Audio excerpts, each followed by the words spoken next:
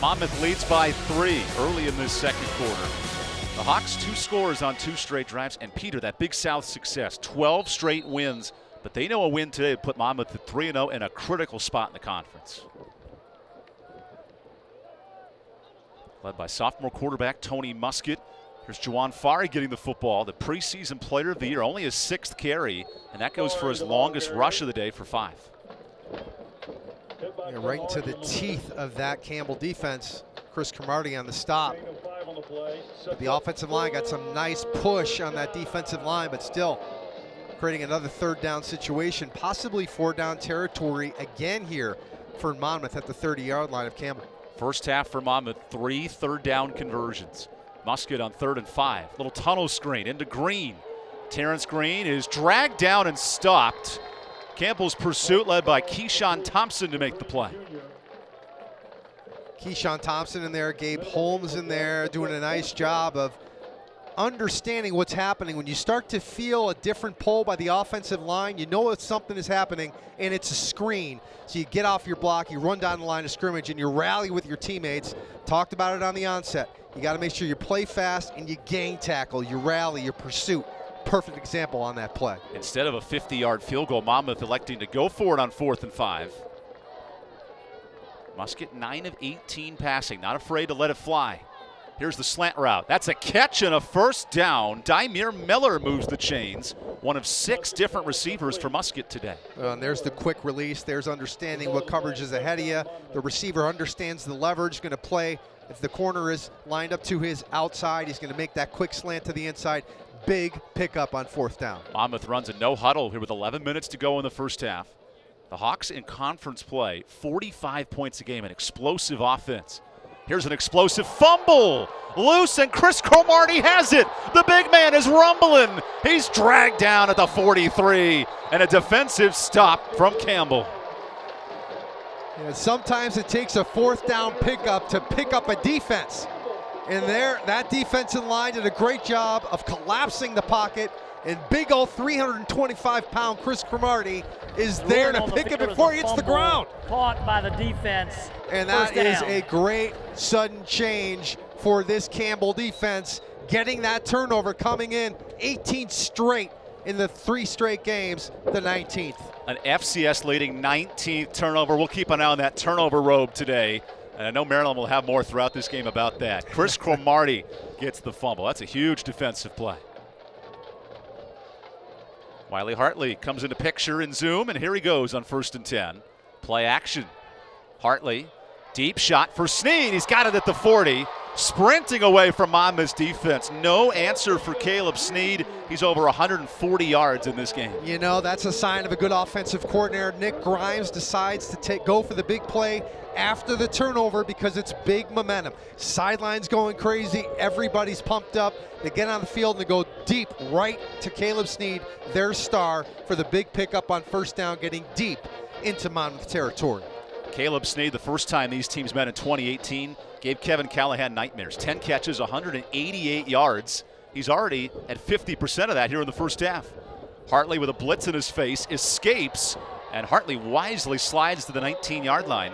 Without the presence of Haj Malik Williams with an ankle injury, that's a smart play from the quarterback. It really is, and you've seen it each week with Wiley Hartley, the sophomore, again, maturing on his own with this offense and making it his own as well, and succeeding with this offense the past few weeks, and just, again, understanding the feel of the pocket and taking off when he needs to. Hartley enters this game 10th in the country in points responsible for. 13 total touchdowns in a short period of time, just 4 games. Now he works out of the empty set on 2nd and 7.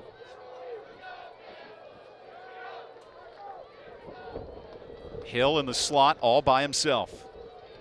Hartley slides up. He looks for the end zone, and a lot of coverage. Incomplete. That's Mike Reed in coverage. Wanted to find his slot receiver, and instead it's 3rd and 7.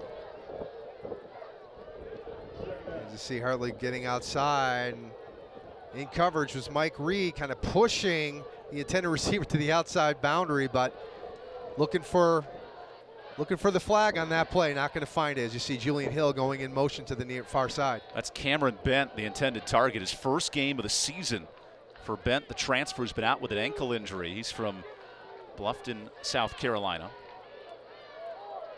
So with 3rd and 7, Campbell 1 for 3 on third downs today. They tried on the ground. Michael Jamerson breaks the tackle, still moving at the 15, bounces off one, and has enough for the first down. Needed 7, and he gets 7.5 on third down.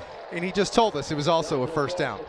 Wow, Jamerson just gets to the second level here, split zone concept by Campbell, and then he just uses his physicality, his body, his positioning to get up the field, and needed and wanted the first down for his offense, and he gains it. As Ric Flair would say, to beat the man, you have to be the man. Boy. That's Michael Jamerson bringing the thunder on his first rush of the day. Right back to Jamerson. Look at him churning his legs, taking Tyrese Wright for 2 yards. The physicality of this Campbell offensive line was not a huge storyline entering this game, starting to develop in the running game. Well, they really are. And you look at them, 330 pounds across the front, and they're quick and they move well, especially Mike Edwards, the 355-pound junior, the left tackle who protects the backside of Wiley Hartley and does a good job in the running game, getting Fitz inside a defensive end and pushing him off the line of scrimmage. Offensive coordinator Nick Grimes says our O-line must lean on people in the second half. Doing it a bit in the second quarter as Jamerson motions out. Hartley, nobody open, takes the running option, slips through a tackle, and is dragged down at the 6-yard line. So Hartley sets up 3rd and medium. Well, you said it, nobody open, and looking in the backfield, there was nobody open at all. And the good thing about Wiley Hartley is he doesn't try to fit anything in when nothing's there. He'll pull the ball down, and he'll take off up the field for a couple yards. 3rd and manageable still in the red zone here for Campbell. Caleb Snead's been a huge target today. 3 catches over 100 yards. Who will Wiley Hartley target in the red zone this time? Searching for his 12th passing touchdown. 3rd and 5. Hartley looks right, wants Hill. A lot of hand fighting, and it's Tyrese Wright, the senior captain in coverage. That's a big battle against Julian Hill, setting up 4th down. Well, watch that whole route develop, Evan, and Julian Hill had the mismatch, the size advantage over Tyrese Wright. Tyrese only going 6 foot, but Julian Hill going 6'4". He had the body position, he had the height advantage, but wasn't able to bring it in. How about this decision? Isaac Riffle comes on for what's essentially an extra point, sitting at a 24-yard kick. He missed a 39-yarder earlier in this quarter. He does kick with the wind at his face, a little different angle than the last time. Riffle to tie the game.